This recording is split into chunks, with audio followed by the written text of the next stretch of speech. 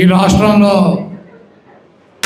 YSR Congress party Rajasekhara Reddy గారి తనయుడు జగన్మోహన్ రెడ్డి గారు స్థాపించి ఆయన చనిపోయిన తర్వాత కాంగ్రెస్ పార్టీకి వ్యతిరేకంగా ఒక పార్టీని పెట్టుకుని ఆ పార్టీలో ఉన్నటువంటి పద్ధతులు కానీ ఆ కుటుంబానికి చేసినటువంటి ద్రోహం వలన కాంగ్రెస్ పార్టీ శాసనసభ్యత్వానికి పార్లమెంట్ సభ్యత్వానికి రాజీనామా చేసి కాంగ్రెస్ పార్టీ నుంచి బయటికి వెళ్ళి ఒక రాజకీయ పార్టీ స్థాపించి మన ముందుకు రావటం, ప్రతిపక్ష నేతగా ఈరోజు ముఖ్యమంత్రిగా జగన్మోహన్ రెడ్డి గారు కొనసాగుతున్నారు. రెండో పక్క తెలుగుదేశం పార్టీ, ఆ మహానుభావుడు యుగపురుషుడు ఎన్టీఆర్ తెలుగుదేశం పార్టీని స్థాపించి బడుగు బలహీన వర్గాల మద్దతుతో 9 నెలల్లో ముఖ్యమంత్రి అయి చరిత్ర సృష్టించినటువంటి వ్యక్తి ఎన్టీ రామారావు. ఆ తర్వాత 94లో కాంగ్రెస్ పార్టీకి ప్రతిపక్ష హోదా లేకుండా ఎన్నికల్లో అద్భుతమైనటువంటి విజయం సాధించినటువంటి వ్యక్తి ఎన్టీ రామారావు. ఈరోజు ఉన్నటువంటి తెలుగుదేశం పార్టీ, చంద్రబాబు నాయుడు, ఎన్టీ రామారావు ఈ రాష్ట్రాన్ని సరిగ్గా పరిపాలించట్లేదు. తెలుగుదేశం పార్టీ అధ్యక్షుడిగా ఉంటే ఆ పార్టీ సర్వనాశనం అయిపోతుందని చెప్పి ఎన్టీ రామారావుకి ద్రోహం చేసి వెన్నుపోటు పొడిచి ఆ పార్టీని దొంగిలించినటువంటి దొంగ, ఆ ముఖ్యమంత్రి పదవిని దొంగిలించినటువంటి దొంగ చంద్రబాబు నాయుడు, తెలుగుదేశం పార్టీ అధ్యక్షుడు. ఈరోజు చాలామంది చెబుతూ ఉంటారు, మేము ఎన్టీఆర్ అభిమానులు, ఎన్టీఆర్ పేరు చెబితే మేము మెడపోసుకుంటాం, తొడపోసుకుంటాం అని చెప్పి. ఎన్టీఆర్ పేరు చెబితే మెడపోసుకుని తొడపోసుకున్నటువంటి ఎన్టీఆర్ అభిమానులు ఎన్టీఆర్కి వెన్నుపోటు పొడిచి ఆయన పదవిని దొంగలించినటువంటి దొంగకి, ఆయన్ని సస్పెండ్ చేసి పార్టీ నుంచి బయటికి తోలినటువంటి దొంగకి, 420కి ఎన్టీఆర్కి నిజమైనటువంటి అభిమాని కానీ వారసుడు కానీ ఉంటే తెలుగుదేశం పార్టీకి కానీ చంద్రబాబు నాయుడుకి కానీ ఎట్టి పరిస్థితులను మద్దతు తెలపరు. ఈరోజు జూనియర్ ఎన్టీఆర్ ఎక్కడన్నా 10 మంది అభిమానులు ఒక జెండా పట్టుకుని తెలుగుదేశం పార్టీ మీటింగ్కి వెళ్తే ఆ అభిమానుల్ని తెలుగుదేశం పార్టీ కార్యకర్తలు, నాయకులు కొట్టి తరిమేటువంటి పరిస్థితి అనేక సందర్భాల్లో ఈ రాష్ట్రంలో మనం చూసాం.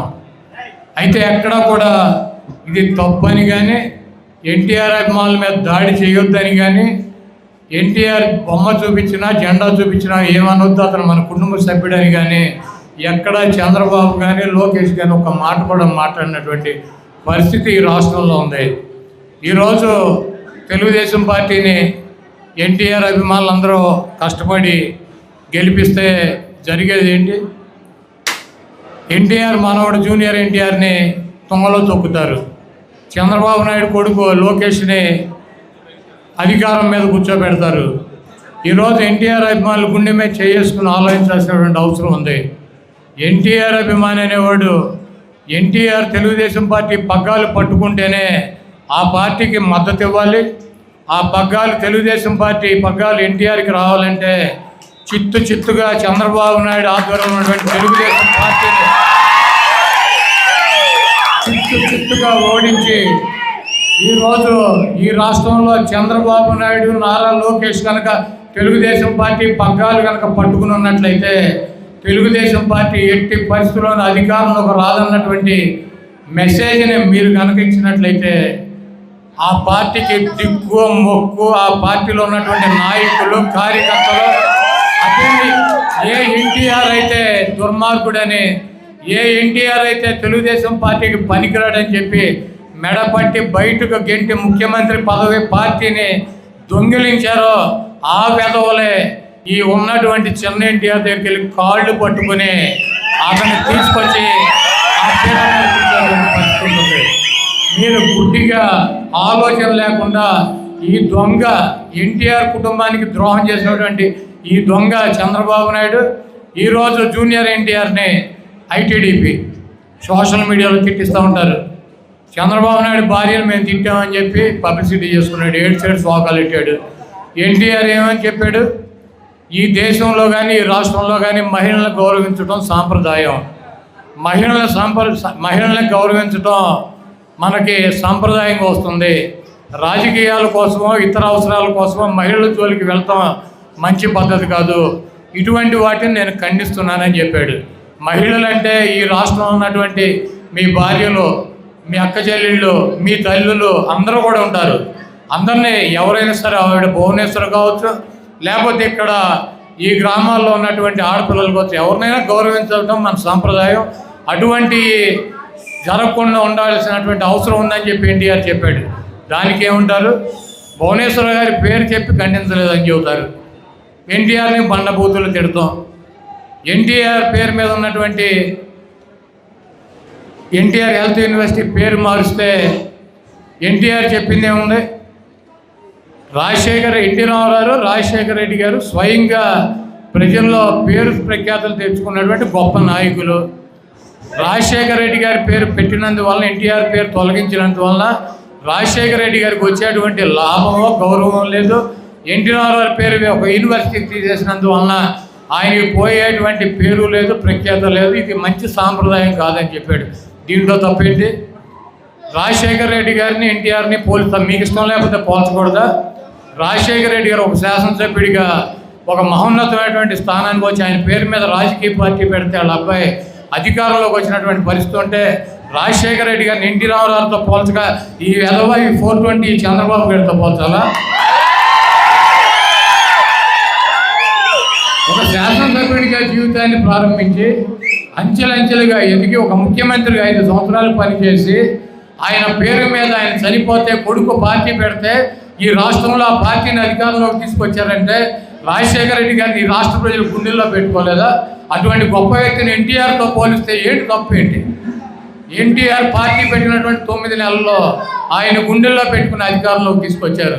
అదేవిధంగా రాజశేఖర రెడ్డి గారిని కూడా గుండెల్లో పెట్టుకున్నారు. ఆ ఎన్టీఆర్, రాజశేఖర రెడ్డి గారు ఇద్దరు ఉన్నతమైనటువంటి వ్యక్తులు.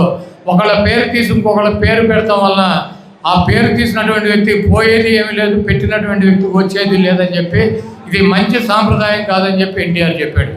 దానికి పనికి మాలినటువంటి వెధవలు ఈ 420 బ్యాచ్, ఈ తెలుగుదేశం పార్టీ కుక్కలో ఎన్టీఆర్ని అమ్మని, చెల్లిని, భార్యని తిడతారు.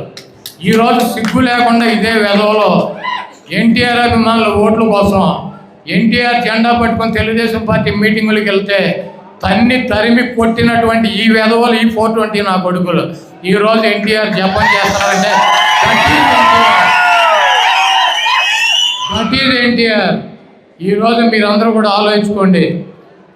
నేను ఎన్టీ రామారావుకి భక్తుడిని. నందమూరి హరికృష్ణ గారితో కలిసి తిరిగా నా గురువు, నా దైవం. ఎన్టీ రామారావు నా రాజకీయంగా నాకు జన్మనిచ్చినటువంటి వ్యక్తి అని అనేక సార్లు చెప్పారు. నేను వైసీపీలో ఉండి ఈరోజు వైఎస్ఆర్ కాంగ్రెస్ పార్టీలో ఉండి నేను తిరిగేటువంటి ప్రచార రథానికి దమ్ముగా, ధైర్యంగా ఎన్టీఆర్, రాజశేఖర రెడ్డి గారు 2 ఫోటోలు అంటించుకొని తిరగలిగినటువంటి దమ్ము, ధైర్యం ఉంది. ఎన్టీఆర్ కుటుంబంతో ఎన్టీఆర్కి, హరికృష్ణ గారికి, వీళ్ళకి నాకు ఉన్నటువంటి సంబంధం, బాంధవ్యం విడదీయరానిది. వాళ్ళ కోసం నేను, నా కోసం వాళ్ళు అనేక త్యాగాలు చేసాం, కార్యక్రమాలు చేసాం. ఈ రాష్ట్రంలో ఎన్టీఆర్, వైఎస్ రాజశేఖర రెడ్డి గారు ఇద్దరు నాకు 2 కళ్ళు. అదేవిధంగా జగన్మోహన్ రెడ్డి, జూనియర్ ఎన్టీఆర్ నాకు 2 కళ్ళు. వాళ్ళని అనగ తొక్కాలని చెప్పి చూసేటువంటి ఈ తెలుగుదేశం పార్టీని చిత్తుగా మీరందరూ ఓడించాలి. అదేవిధంగా ఎన్టీఆర్కి భక్తులు ఎవరు? ఎన్టీఆర్కి భక్తులు ఎవరు? ఎన్టీఆర్కి భక్తులు ఈ రాష్ట్రంలో 100% గౌడ సామాజిక వర్గం ఎన్టీఆర్ని గుండెల్లో పెట్టుకున్నారు. పెద్ద ఎన్టీఆర్ని కానీ చిన్న ఎన్టీఆర్ని కానీ గుండెల్లో పెట్టుకున్నారు. ఆ రోజు అంకిం ప్రభాకర్ రావు గారికి, ఎన్టీ రామారావుకి జిల్లాలో మంత్రి పదవి ఇస్తే ఈరోజు 83 నుంచి 85 దాకా అంకిం ప్రభాకర్ రావు గారు మంత్రి చేస్తే మరి తెలుగుదేశం పార్టీ అధికారంలోకి వచ్చిన చంద్రబాబు నాయుడు ఈ జిల్లాలో ఒక గౌడ సామాజిక వర్గానికి ఒక మంత్రి పదవి ఎందుకు ఇవ్వాల? 14 సంవత్సరాలు. ఈరోజు జోగి రమేష్కి, నన్ను పేర్నాని లాంటి వ్యక్తులను తీసి పక్కన పెట్టి జోగి రమేష్కి జిల్లాలో మంత్రి పదవి ఇచ్చింది జగన్మోహన్ రెడ్డి గారు. అదేవిధంగా ఈ జిల్లాలో స్వతంత్రం వచ్చినటువంటి 70 సంవత్సరాల్లో జనరల్ అయితే, ఓసీ జనరల్ అయితే ఆ స్థానంలో ఉప్పాల హారికకి గౌడ సామాజిక వర్గానికి జిల్లా పరిషత్ చైర్మన్. ఈరోజు పెడంలో ఉప్పాల రాముకు సీట్ ఇవ్వడమే కాకుండా పెనమలూరులో జోగి రమేష్కి కూడా 2 అసెంబ్లీ సీట్ ఇచ్చింది జగన్మోహన్ రెడ్డి గారు. ఈ గౌడ సామాజిక వర్గాన్ని జగన్మోహన్ రెడ్డి గారి గుండెల్లో పెట్టుకున్నాడు. ఇక్కడ ఉన్నటువంటి జనాభా ప్రాతిపదికన బీసీల్లో అత్యంత పెద్ద ఓట్ బ్యాంక్ ఉన్నటువంటి సామాజిక వర్గంగా జిల్లా పరిషత్ చైర్మన్, 2 ఎమ్మెల్యే సీట్లు జగన్మోహన్ రెడ్డి గారు ఇస్తే ఈ గుంటనక్క చంద్రబాబు ఏం చేశాడు?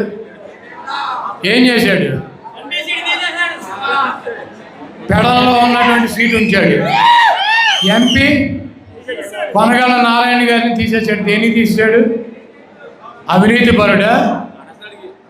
కులబలం లేనటువంటి వ్యక్తి. Please subscribe .news.